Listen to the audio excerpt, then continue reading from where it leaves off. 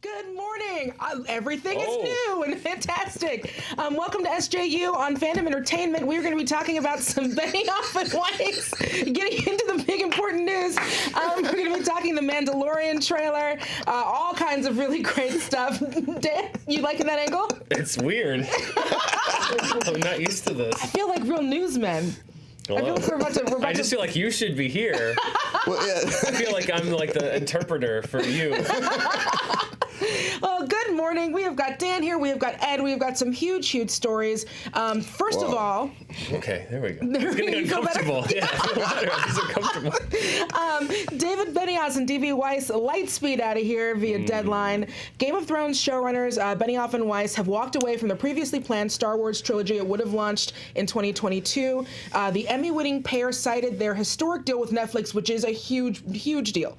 It is a very, very huge deal. And they went on to say they still love Star Wars, but they want to be able to give it the love that it deserves, basically. And so they have decided to walk away from this. They say there are only so many hours in the day, and we felt we could not do justice to both Star Wars and our Netflix projects. So we are regretfully stepping away. Of course, the internet has its own thoughts about why that could have been. Sure. I've read so many things. So many thoughts. Yeah. Dan has dates. You got some dates? Yeah, well, only as a conversation piece if it comes up. I don't want to bore people, but it's not boring. Yeah, well, it's Stats. I've seen the thing of just like and it started with Game of Thrones when they were just like, well, you know, because they already blew Game of Thrones because they were too busy with Star Wars, which if you look at the dates, doesn't quite line up. As a matter of fact, when they announced this deal, they specifically said, we are starting on this after Game of Thrones is done. Yes. So, and you know, they announced that they had started writing Game of Thrones over a year before this whole deal was announced, but also that is specifically was stated, like that they were not working on them contemporaneously. That they were going to finish Game of Thrones and start Star Wars, which means they've been working on this for probably about, in earnest, 6 months or so. So I also, this is the irony of the fact that like they're saying we can't devote all of our attention to this one thing, the Netflix deal. We don't want to do both, and they're getting raked over the coals after spending 6 months getting wrongfully raked over the coals by Game of Thrones fans for not doing that, and people saying that they were devoting their time to two different things. It's just like, what do you? There's no winning. There's no winning, and it's like, listen, Game of Thrones last season had a lot of problems. I've acknowledged that. I don't hate it as much as some people do, but at the same time. There's like the facts, and then there's like the narrative that a lot of times the internet decides is true, which sort of exists alongside and often in defiance of the facts. So I think this is much more a story about like Star Wars having a problem with recruiting people that they can't work with or that can't work in their system or with the time thing than a Benioff and Weiss story as relates to Game of Thrones. Yeah, no, they have been having problems keeping on these directors or these teams. Ed, do you think this is a good move? Them quitting? I think this is a story. I love Dan's angle. For me, this is a story about the perils of hotness.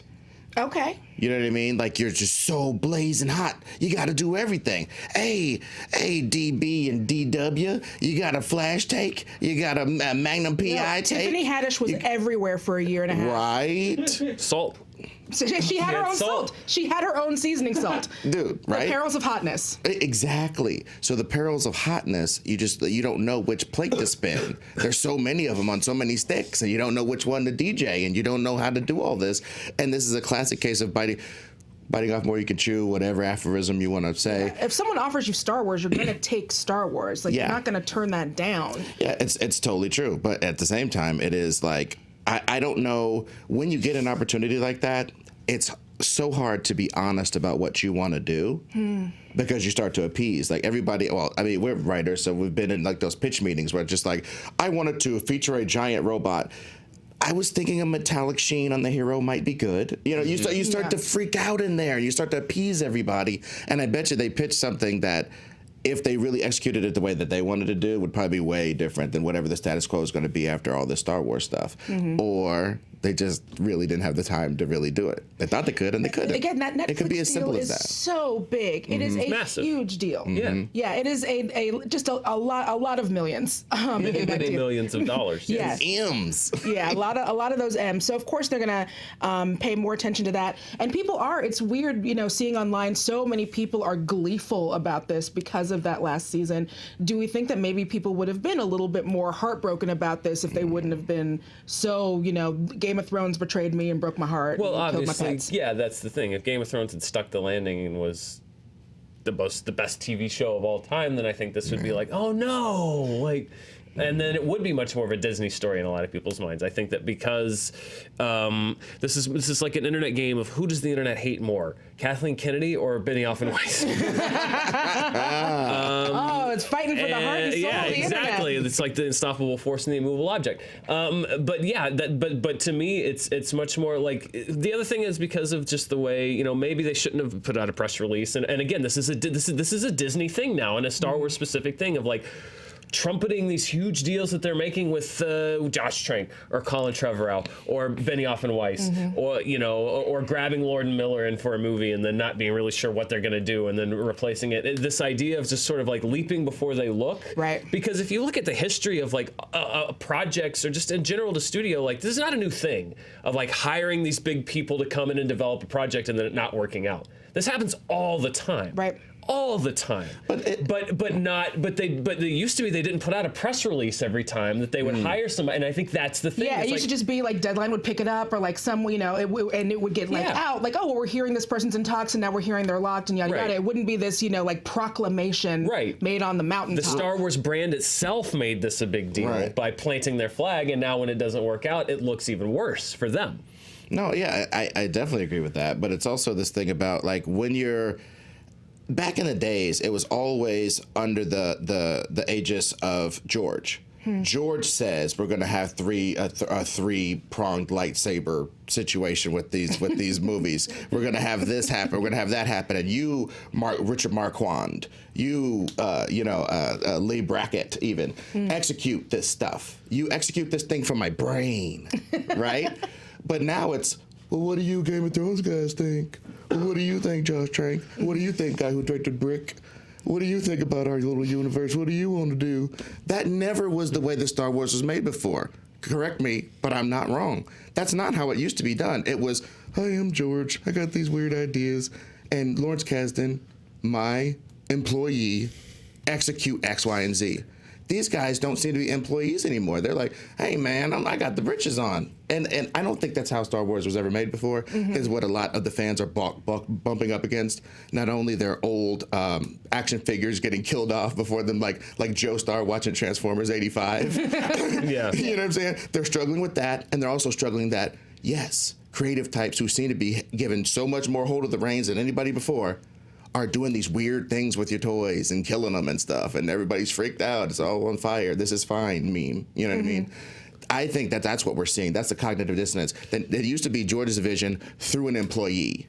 These people are not employees, man. This is more of a collaborative effort. I think this is more of a collaborative effort. Well, I mean, George Lucas ceded power exactly once when he owned Star Wars, which was Empire Strikes Back with Irvin Kershner, who was like his professor, and who, by accounts, like was the director of Empire Strikes Back. Like it's just like, George, this is my movie. I'm directing this movie. Like obviously Lucas was heavily involved, but like directing wise, Irvin Kershner was the man. And then Return of the Jedi. Again, by most accounts, George Lucas was like, well, screw that noise, and he put in Richard Marquand, who was a much more, let's say, collaborative director. And then he directed all the prequels. It was real Team America with Marquand. Less of a mentor thing and more of just like, well, this is a guy who's a little more aligned to what I want to do. But this is also the evolution of turning Star Wars from George Lucas's franchise into a brand. Right. This is what happens when you turn something into a brand. You bring in a bunch of people to pitch their versions of that brand, We're going to talk about another one in a minute. And like, that's what happened. It's when you sell something. I mean, it's happened to a website that I used to frequent, which is that you have this thing that you make. I'm sorry that happened, but it's my new favorite one. No, and you have this thing that you craft lovingly of yourself, and then when you sell it, a lot of times, particularly to a large corporation, they then commoditize it, homogenize it often, and it ceases to be yours, and then it becomes something different. Right. And that's what's happened. That is what's happening. Do you think they're still going to be able to make that December 2022 date? I don't think anything's happening beyond Rise of Skywalker as far as movies go. I really don't. Not the Ryan. I mean, Rian Johnson may be working on something, but this idea of dates and things that are set, I think that's gone. I would rather, if they are going to do it, don't do it where it's like we have to stick with that date. Make the movie and make the movie good and make that your first priority. And you're streaming. You got McGregor doing the Obi-Wan thing. You can shift some of your focus there. You can sort of keep the dogs at bay a little bit by saying like, no, we got Mandalorian and we got Obi-Wan going, and you can figure out what the hell you're doing down here on the future side. Which, by the way, if you want to make streaming shows for 5 years and not put out a Star Wars movie, Yeah. I'm all for it. I'm pretty good with that. I'm good with that. I'm pretty good with it. Yeah, the difference in the experiences is getting less and less. You know, you can go over, your buddy Hector Navarro has a 3D TV. You know what I mean? It's really like nice. You can have It is. He invited us over. It was awesome. Dude, it's super sick. Yeah. So you just kind of go over these people, and his buddy Adam Hlavic has a dope ass setup too. The theater experience at people's houses is getting so sick. I'd love to watch The Mandalorian at some cool person's house. All right, cool people. Ed wants your invite, so invite your Eds. So part 2 of this, we are going to talk about the Q&A that was going around the other day. This is via writer Twitter user Needle and Pen at 4Arya. So this is a writer's account of a Q&A that Benioff and Weiss did at the Austin Film Festival, where several of their responses got huge fan attention. Now, a site named Truth or Fiction did post audio that is corroborating the account. The Austin Film Festival has not released their own recordings of this yet, so most of this is going off of this guy kind of transcribing this panel that he was late to, just so we kind of get an idea. But it set writer Twitter aflame. Some of the quotes said things like, we had never done TV, we didn't have any, talking about how they didn't have any bona fides. We don't know why he trusted us with his life's work. They talked about casting Jason Momoa from a fan cast, all kinds of things. So yeah, a bunch of the controversy over this were people saying, oh, well, of course they biffed it in the end because they didn't have any experience on one hand. And then on the other hand, there were a lot of people who were like, I don't have any bona fides. Can I have show? Can I has show? I would like show. So those were kind of 2 of the big arguments that I saw. They also mentioned that they were not aiming this show at fantasy fans, and they cut out a lot of the fantasy elements. What do you think about that, Ed? Okay, there's a bunch of prongs here, but the main thing is the people who most love something very rarely get to work on it. That's the number one thing, because of how close to it you are, because of how precious you are. I mean, at Comic-Con, me and Billy Business and the boys did Reboot It Live, and we tried to reboot Batman live in front of people. Now, obviously, that's a stupid thing to do off the bat, but the other thing was we were all so close to it. Right. We were all so close to it. We all had such a fixed... So when people... It's like the guy who pines, or the person who pines for another person, usually doesn't get with that person. It's usually some swim team. You know what I mean? Somebody gets together that doesn't value the thing as much as you value it. That's what it always is. So that to say that these people weren't the best people because they didn't carry this thing around like King Tut, I don't think that's proper. I don't think that's what you should be dissing these guys on. Right. That they weren't so close to it that they would have biffed it the way that you would have biffed it, super fan. They biffed it a different way. Yeah, I think this is an example of sort of the movie version of History's Written by the Winners, in the sense that, before this final season, the tone of the talk around these guys was like, oh my God, look at these guys. They never worked in television before, and they made Game of Thrones. And now it's, oh my God, look at these guys. They never even worked in television before, and they made Game of Thrones. I also, it does not help that before the conversation about who Benioff's dad was not involved in it. And now that is very much part of the conversation, is just changed the tone. Benioff was born, his last name is Friedman. His dad is Stephen Friedman. He was an ex-chairman and CEO of Goldman Sachs, chairman of the board for President George W. Bush's Intelligence Advisory Board. So this is someone who, Benioff is steeped in so many connections and so much privilege. And now that comes in, I think that's also changed the conversation. That's I hate to break the romance. Look up who Ben Affleck and Matt Damon's families are. They're Hollywood's story of rising from nothing overnight. Like, look who Jonah Hill's family's connected to. Yeah, that's how this town works. It sucks if you don't have those connections, but that's how it works. Like, and this is what I mean. It's like now everyone is looking for whatever reason they need to justify. Like, I get it. The show didn't end perfectly, but this idea of like we're gonna hound them for the rest of our lives, it's just first of all, it discounts everything they did before this last season. And then, I just don't understand this need to just like, it's this internet mentality of just like, we have to not, if we don't like something, we have to hound that person to the ends of the earth. Rian Johnson is still getting shit about The Last Jedi. It's like something. Okay, you don't like it. That's fine. It was 2 years ago, Last Jedi. We're coming up on 6 months since Game of Thrones. It's over. It's done. We were just talking about, well, why would these dudes not do Star Wars? Well, because they got burned at the stake on this thing, and then they're going to get burned at the stake whatever they do on Star Wars. There would be a Snyder Cut section that would hate whatever they did with Star Wars, just because. And I do think like the privilege thing it's its own separate argument. I do think it's a good argument to have, but we very much love and adore nothing more than to build people up so we can like knock them down. It's a classic thing. Right. And especially, with the internet, you can just not like something. You cannot. Sometimes it's like people talk about like who's a shill and who isn't a shill.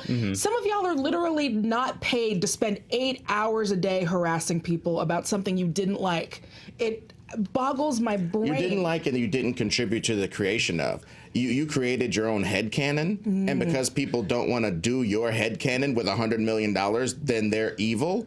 That is a dumb part of society, but it's not to say that they're above criticism. They're not above. No one's above criticism. I'm literally talking about people attacking people. You can debate the artistic merits of the last season of Game of Thrones and the storytelling. Trolling isn't criticizing. That's one thing, but this idea of just like we must destroy these people, we must destroy them, we must make discredit them, discredit everything they've ever done, find a reason why everything they've ever done doesn't work.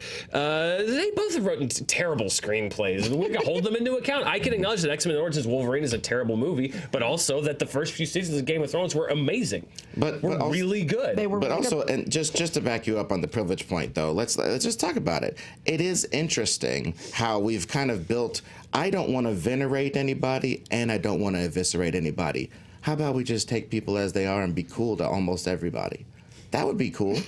but this whole, like, somebody has to be, or they got to be kill it with fire. Where's all this middle ground? There seems to be a lot of territory here. We can set up a new frontier in this territory that is unoccupied presently. You know what I mean? That sucks. Because like when you think about it, like Mark Bernardin wrote a whole article about how they don't let girls play with the toys in Star Wars. They don't let dusky people play with the toys in Star Wars. And that is just a fact of life. You say dusky? Yeah. I'm skirting it, baby. I don't want to set the chat on fire with these takes about it. Hot take Sally. But you know what I mean? But it's just like, come on, man. It's true. They don't. So hitherto they haven't. So now I think they're going to, and watch it get a little better. Watch it not have. Watch every female lead in a Star Wars movie not have a faint English accent and look like all the rest of them. Let's have something different. Watch all these different things start happening when they let other people play with the toys. I think the next people that are involved in making a Star Wars movie, I'm calling it right now, there'll be a little tinge to them. There'll be a little sepia on them. I bet. Sepia filter? Yeah, there'll be a sepia filter on them a little bit. There's going to be a little tinge to whoever's going to take over next. And watch it be pretty cool, and watch everybody freak out over that like it's some sort of phenomenon, like it's some sort of blow my mind. When people get opportunities, a lot of times they do a pretty good job. I spent my whole weekend watching Dolomite Is My Name. Oh, And I think it's just really funny. He was Eddie Murphy helped describe Dolomite as a loser that wouldn't lose, and how hard he had to work with no talent to get X, Y, and Z. And then some people who have no talent but connections get to work hard enough to get good. I've seen comedians who suck, who drove Range Rovers to mics, suck, but they get so many opportunities that they get good and earn their spot. I have no problem really with that, but I would love to be on an equal field with them when it comes time for opportunities, because we've both worked hard, and I would like us to both succeed and have a good chance to do that. But I don't need two of them and then one of me out in the cold.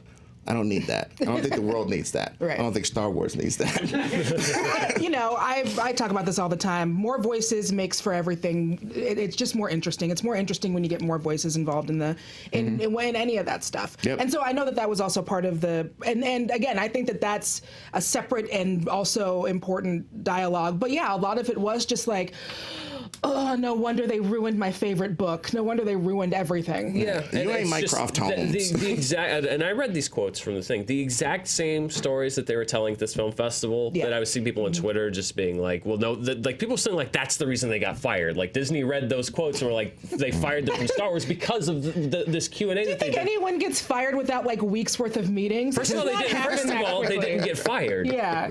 First of all, but again, exactly.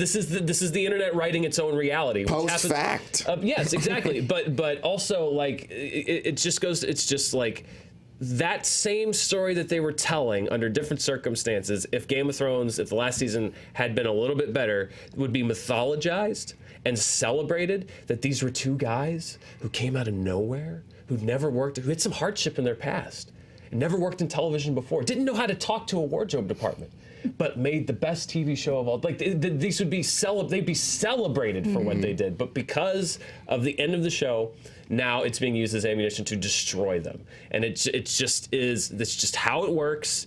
And you know, it is what it is. But it just everybody just needs to calm it down.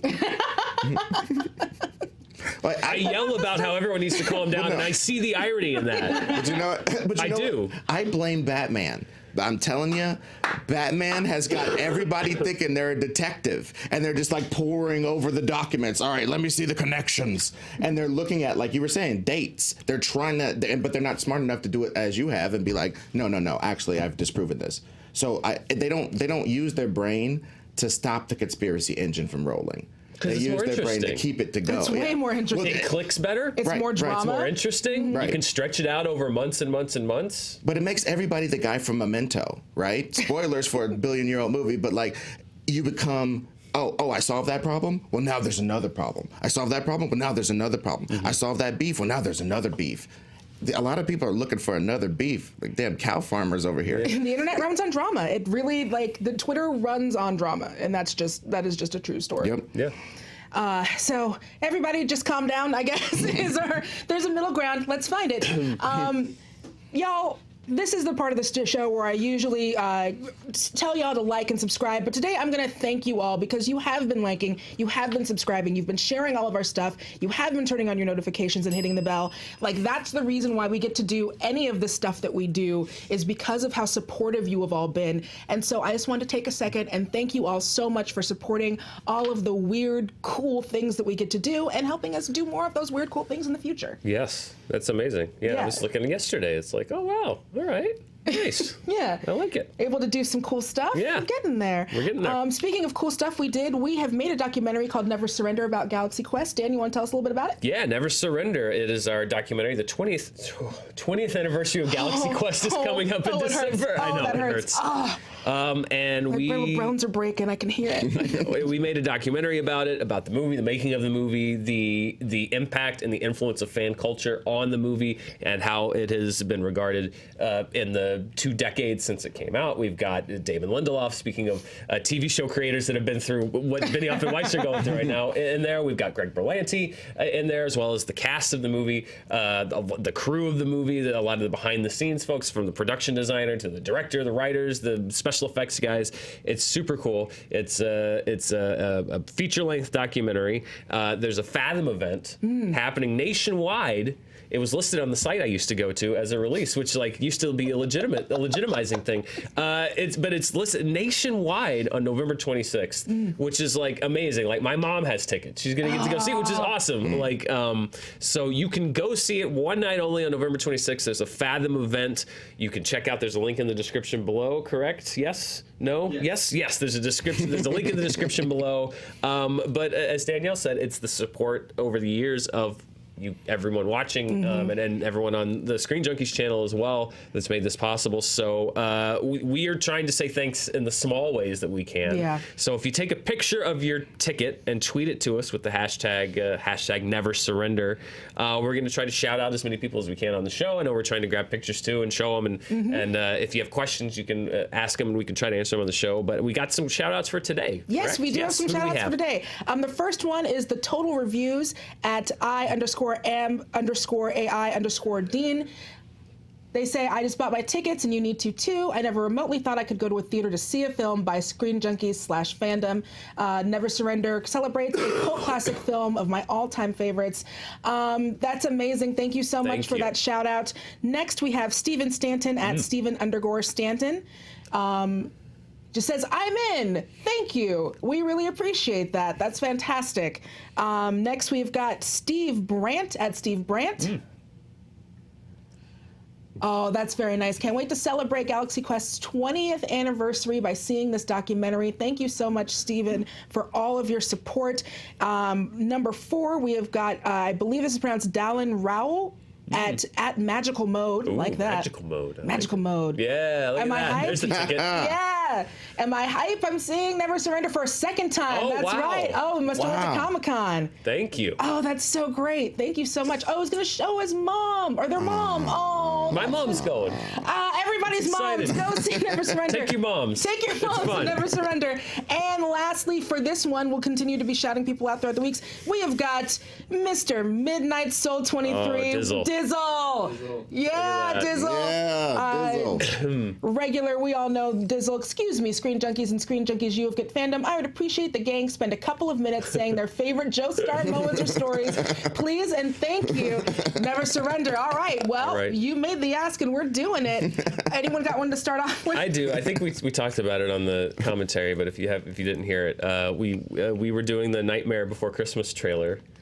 And Joe took the first crack at the song, the parody song that we did, which was great, and he did an amazing job on it. But he had his headphones in, and I don't think he realized he was speaking out loud. But he was also trying to be courteous. So this is back when we all sat with our backs to each other. Like my back was to Spencer. Joe's back was like to both of us, and so I just heard like Joe, because he was trying to get the lyrics down and he was trying it out, and so I just hear Joe going like, "Boys and girls of every age, wouldn't you like to go somewhere strange?" And then he'd figure that out, and then he'd workshop it again. So it was like 30 minutes of Joe whisper singing quietly, and then we had to be like, Joe, we can hear you. And he's like, oh, he was kind of new. He's like, oh, I'm so sorry. But yeah, I just love listening to Joe, like ASMR.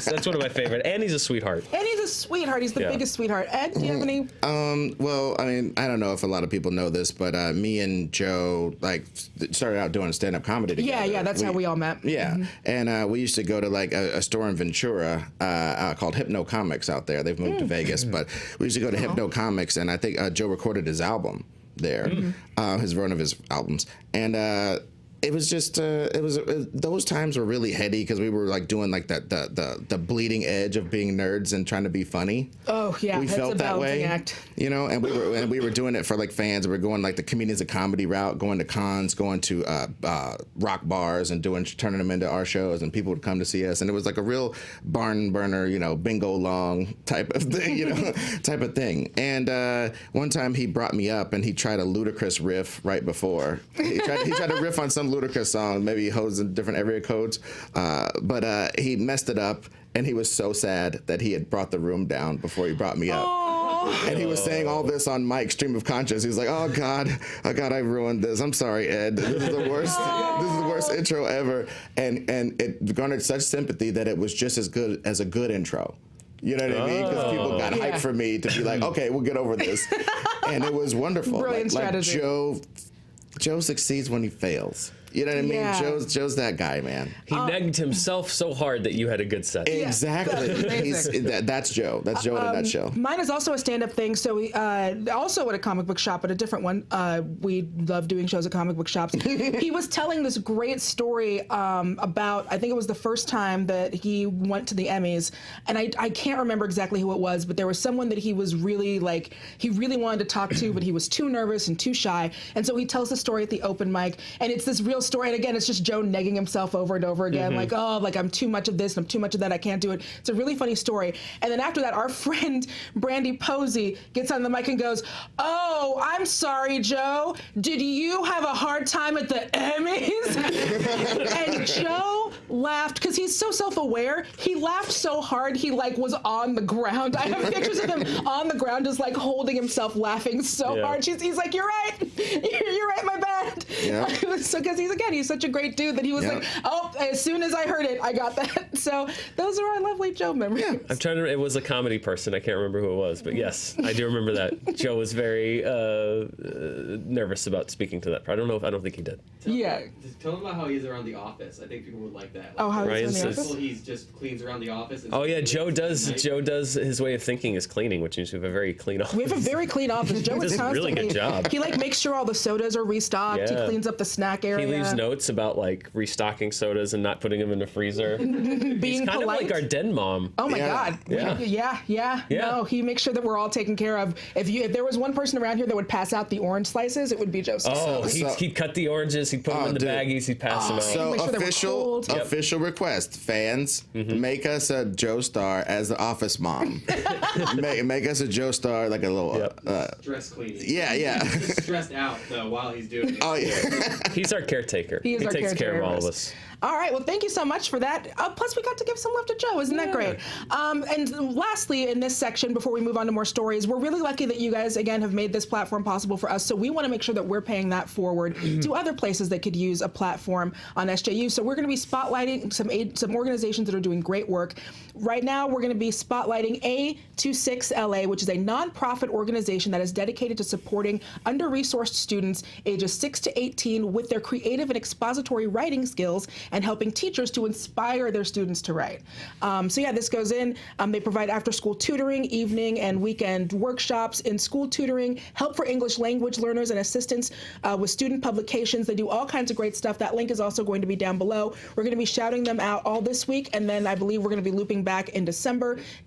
Because it can be a little tricky sometimes to help set these up with the organization. So we'll hear about them this week, and then we'll loop back with them in December. Yeah. Next. Oh, baby, we're talking about that Mandalorian trailer. This is via Disney. It premiered last night. The premiere date for The Mandalorian is the 12th with the launch of Disney+. The next episode after that will be November 15th, and then after that it goes weekly. We all got to watch the trailer. What did you think? Oh, those Stormtrooper heads. Yeah. This is the most excited I've been for any Star Wars anything since the first looks at Force Awakens. For me. Yeah. Just because it's new. I love how they're using the iconography, but not in a way of just nostalgia, but in a way of this is an alternate part of this universe that we've never really explored before. Even the Carbonite, tying into that iconography of Han Solo, but you're seeing a new dimension. You're seeing a new side to it. The fact that this is a tool that all bounty hunters use, so of course you would be seeing it in this thing. Yeah. But this whole slice of the universe that we've never seen, I think it looks amazing. I think the action looks great. It's still got a lot of mystery. It had so much Werner Herzog voiceover in it, which makes everything better. I'm really, really, really excited for this show. Yeah. When he said that part, when I heard, I was like, "You're the best." That thing when he says, I was like, oh man, I wanted Carl Weathers to come up to him and be like, "Some damn fool accused you of being the best." You have the Mandalorian's arm real rough, and they just sort of wrestle a little bit. A gauntleted hand against the Carl Weathers bicep. I love it. Yes. I mean, and I saw my man Billy Burr shooting the laser pistols. That was so cool. I mean, I am obviously geeked up about it. Yeah, I'm super psyched. And so one thing that they have not been handing out any screeners, much to the chagrin of many people who work here. Like, they haven't been handing out any screeners. Do you think some people are wondering if it's a cause for concern? Some people think it might just be that they don't want any leaks. I'm on the no leaks camp. What do you think? It's they don't want it to leak out. I mean, it's movies have to go out. And you can't, unless you don't show the movie to anybody in any theater before it comes out, then unfortunately you're not going to be able to prevent it from leaking. But TV show, you can. Plus, it's you know, you don't want to spoil the whole keystone of this. You know, it's not just the launch of the series. It's the keystone element of the launch of this entire new service. Right. So a leak would be, I think, even more catastrophic for this show than it would be. You know, plus it's an hour, so you know we can wait. Right. Chill. You know, it's okay. And I don't know. I feel so unprofessional even asking this question on air. But are they going to do that weekly thing? Or are they going to drop a bunch of them? It's weekly, right? It's weekly. Okay, because I know we talked. There's like one time it's not going to be weekly because of like Christmassy holiday time. Yeah, the schedules. Yeah. Okay, and I think we talked about it one time, so I wanted to make sure that I remember that correctly. I love that because just bringing. Even if it is us just being hipsters, the last gasp, you know, before the dying of the light of you know, everything just getting dumped in your mouth. You know what I mean? If we're the last group of people who don't just need everything dumped in our mouths, like we're Wall-E people, you know what I mean? Like, I think that's cool because this being an event and this dirty section of the universe being an event, I'm really into that because, again, I'm of the camp who think that too many of these Star Warses have been about the laser sword gang. Hey, laser sword family, ready to go, chopping everything. You know, like I'm super duper done with that. I don't like it. Give me some phasers in the dust. Give me some dewbacks on the ridge. Give me some Unforgiven with the spacemen. You know what I mean? Unforgiven with the spacemen. I mean, that to me is the last part of the Star Wars universe that makes sense to me. The big mega city ones with the Anakin falling through the sky to land on a speeder. Not so much of that. More of the you could die because the Force can't help yo ass. You know what I mean? Yeah. More you cannot of use that. the Force. Yeah, you cannot use no Force for you to use. Yeah.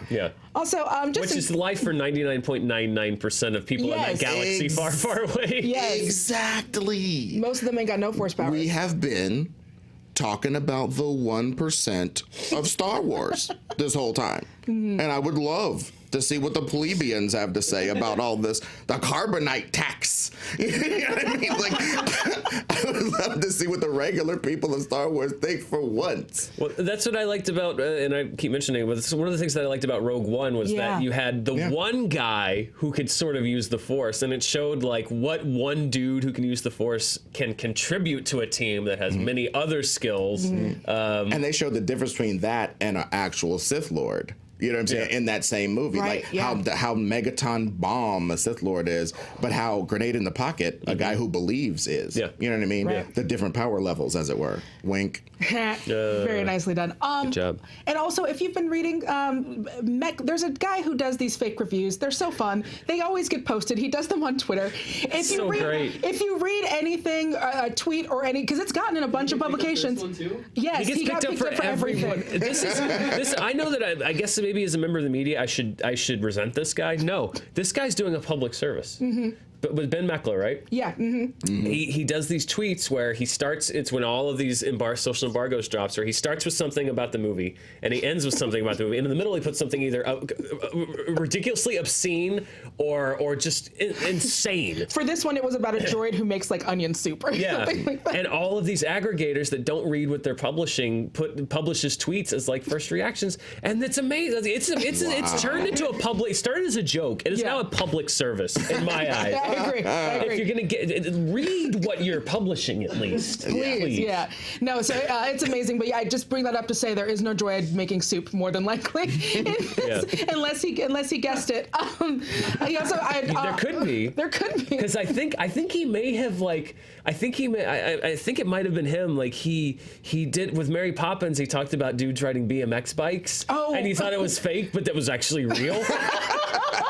I think that was him. I have to go back and check. It wouldn't surprise me if occasionally he does wind up getting one right. But yeah, go check that out. Also, I was on his Mortal Kombat podcast that he has. Of course I was. So go check that out sometime. Was that like a spoon full of X Games makes the medicine?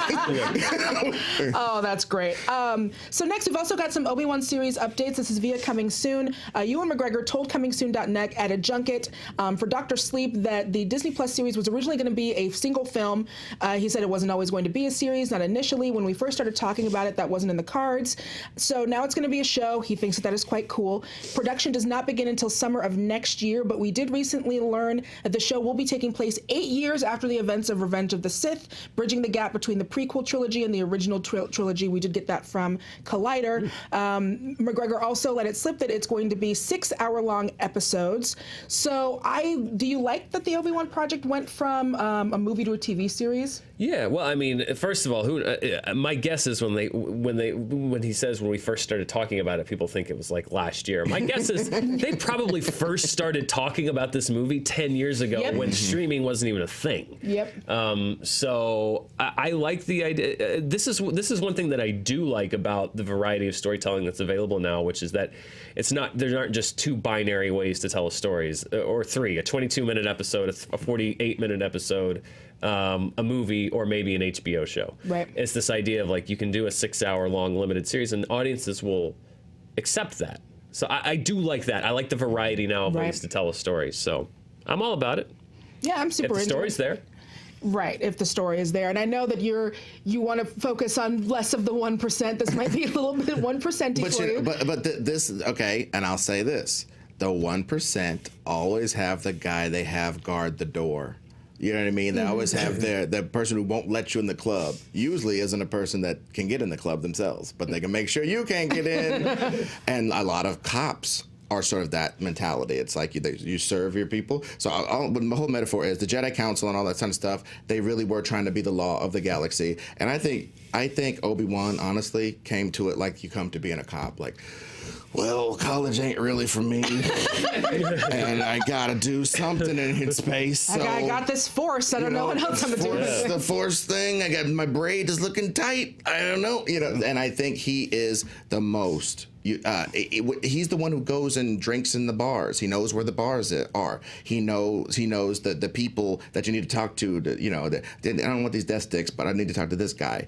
He is of the people, of the 1%. He's the most so he's of the one. People. He does. He goes off. He lives in a little desert planet, watches a kid grow up. Yeah. Well, and I hope what I think I'd love to explore, and you get glimpses of it with the Alec Guinness thing, but like the after effect of having like, what if you took a gamble on this kid? And you were as spectacularly, seemingly wrong as you possibly could be. Now, at the end, the balance of the Force, it could be the Emperor, although who knows what they're going to do with retconning, all that stuff with 9, we'll see. But the idea of this guy who's in hiding because his mentor told him that this kid was basically Jedi Jesus. Yep. And he devoted his life, fought for him, argued for him to ascend to this level of power, and he was betrayed. And by the way, the guy then became the scourge of the galaxy and helped kill all of his friends. Yep. That's gonna mess you up in the head, man.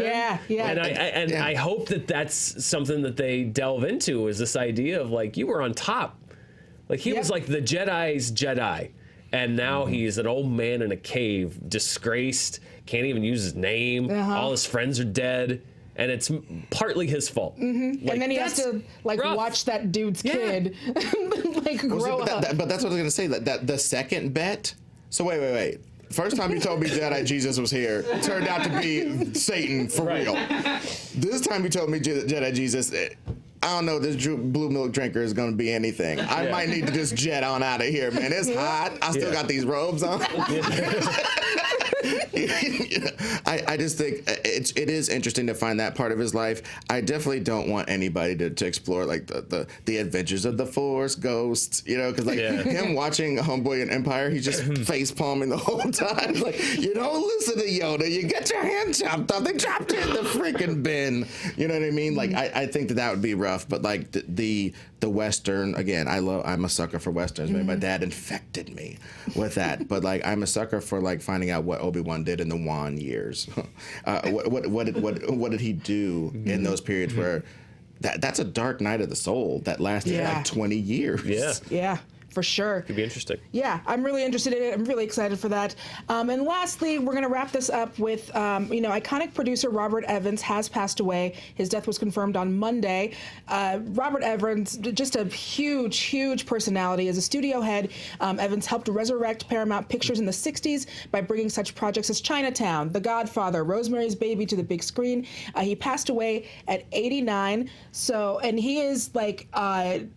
he, as known as he is for that, he is also known for just having the biggest life.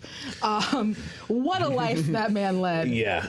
And it's when we were talking the other day, I think last week, about the head of a studio, and the way that role has evolved. Yes. Like, he was one of those studio heads that was not there as a servant of the corporate overlords, Gulfland Western and Paramount at the time, but at times would stick his neck out for the artists against maybe what they said. Because, Francis Ford Coppola, in his remembrance of him, was saying that, like, the studio, Francis Ford Coppola had a hard time making The Godfather. Yeah. And one of the things was like, you got to cut this movie. This got to be a 2-hour movie. And Robert Evans, at the time, a producer on the film, and a head up, big head honcho at Paramount, was one of the ones that said, like, why? You can make it 2 hours and 45 minutes. And, that's what Francis Ford Coppola said, is like, he, as a producer, Robert Evans gave him that clearance to do that, and that contributed to that movie being what it is, which is one of the best movies of all time ever made. And then, and that's one movie.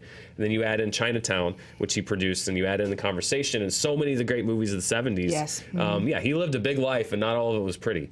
But I don't think you can debate the fact that he was, in the 70s, an instrumental figure in the production of some of the best movies ever made. Absolutely. Sometimes you're the right person for the time. You know what I mean? Because and to Dan's point, the thing about the personality producer, for lack of a better word, the one who's like, you know what, I like this type of picture. That thing that's Robert started that thing started dying after, this is monumental. This is like seeing the last, brontosaurus carcass, not to disrespect, but you know what I'm saying? It's like, this is the last of an era, because Serpico,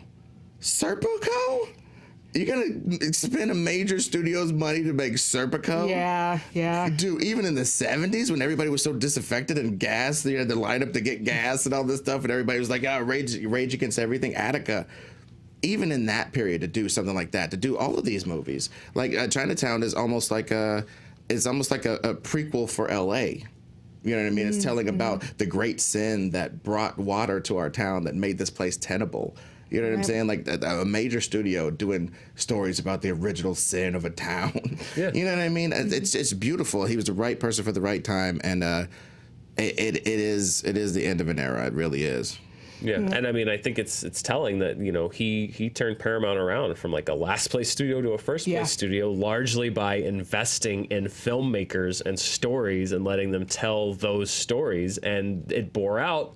That doing that generated some massive hits and some massive artistic successes. So I think, especially when we talk about that era, because people do talk about the 70s as being really the era of the filmmaker, and like huge hand in that. Yeah, I mean, it was the hybrid era before the corporations took control of all the studios, but they also came in and allowed resources for some of these filmmakers to make things. But you still had people in positions of power that would risk money on something that might not work, instead of pouring a shitload of money. I've heard of those words separately, but I've never heard of them together. They're still risking money, but they are all convinced that whatever safe bet they're making is safe, and it's not always safe. Han Solo movie, right? That's a safe bet. No, it's not. Well, I mean, that to me, data is inert. A lot of people think data is charged. Data is inert. It is about what you do with the data. Sometimes the data says, maybe we could get away with a Han Solo movie, but you got to step outside the data and go, you know what, man?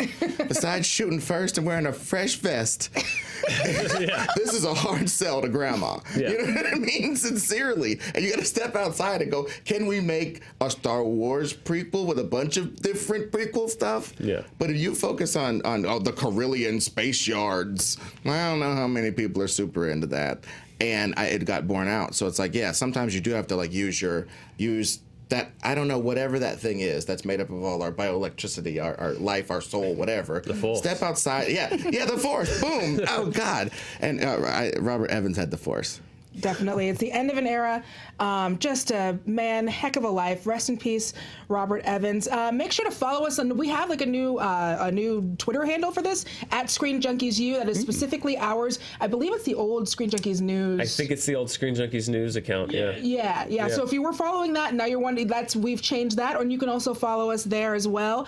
Don't forget to watch the newest episode of Power Levels. And also, Ed has a podcast. Tell us about your podcast, Ed. Oh, well, my podcast is called Nerd Goat Podcast. We talk to interesting people about their favorite fictional character of all time, and we've got some really great guests. We've had Dan, and his episode is a banner year at the Bender household, as I say.